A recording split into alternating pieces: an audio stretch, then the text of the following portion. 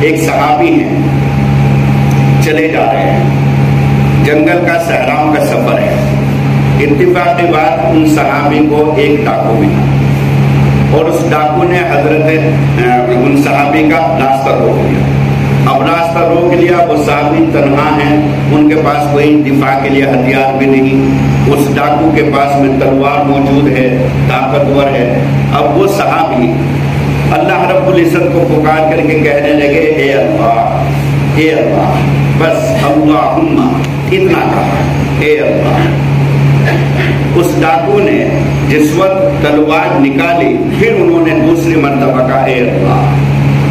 پھر جس وقت اس ڈاکو نے ایسے تلوار اٹھا اس پر حملہ کرنے کے لیے صحابی کے اوپر، تو پھر انہوں نے کہا، اے اللہ۔ اور کسی سے مدد طلب نہیں، ڈاکو سے نہیں کہا کہ مجھے معاف کر دو، مجھے چھوڑ دو، نہیں، اللہ کو پکارا، اللہ کو پکارا۔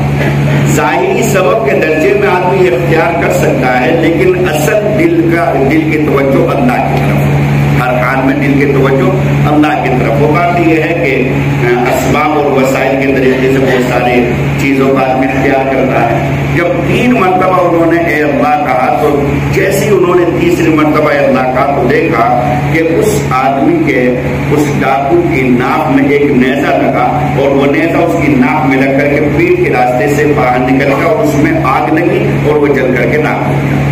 تو دیکھا کہ گھڑ سوار ایک آدمی ہے جس نے نیزے سے حملہ کیا، پوچھا کہ آپ کون ہیں؟ یا تو بیابان میں دور دور تک کوئی انسان نہیں، آپ کون ہیں؟ وہ کہنے لگے کہ میں چوتھے آسمان کا فرشتہ ہوں، اور اللہ رب العزت نے تمہاری مدد کے لیے مجھے بھیجا ہے۔ اور قصہ یہ ہے کہ جب تم نے پہلی مرتبہ اللہ کو پکارا، جب تم نے پہلی مرتبہ اللہ کو پکارا، تو ہم آپس میں فرشتے کہنے لگے کہ یہ تو وہی آواز ہے، یہ تو وہی آواز ہے جو روزانہ تہجد کے وقت رات کی تاریکیوں میں، اندھیریوں میں ہم روزانہ سنتے ہیں۔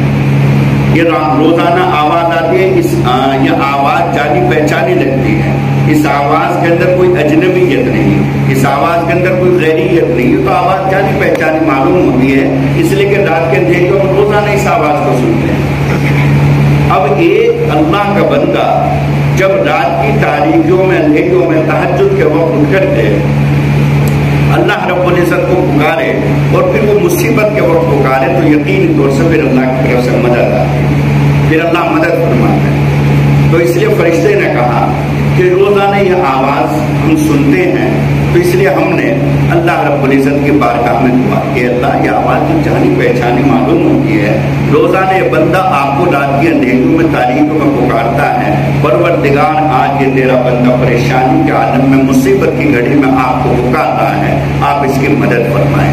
جب دوسری مرتبہ آپ نے پھر کہا اے اللہ، تو اللہ رب العزت نے پوچھا کہ تم میں سے میرے اس بندے کی مدد کون کرے گا؟ تو میں نے عرض کیا، پروردگار میں آپ کے اس بندے کی مدد کروں گا۔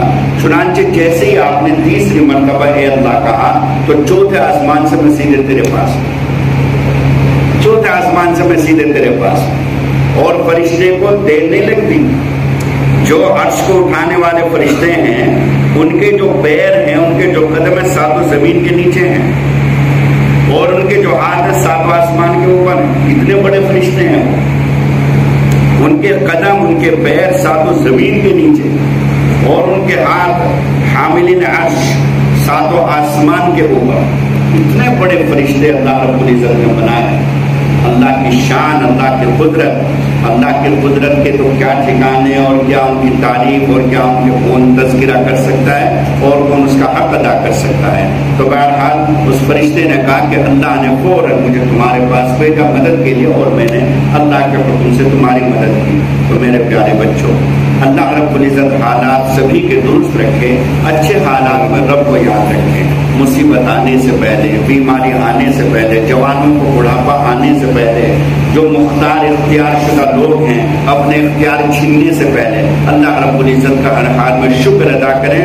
تو کہ جب مصیبت کی گھڑی آئے گی اور اللہ کو پکاریں گے، تو اللہ تعالیٰ کی طرف سے ضرور مدد ہوگی، نصرت ہوگی۔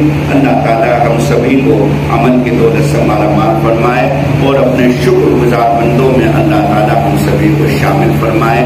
آمین۔ وآخر دعوانا الحمدللہ۔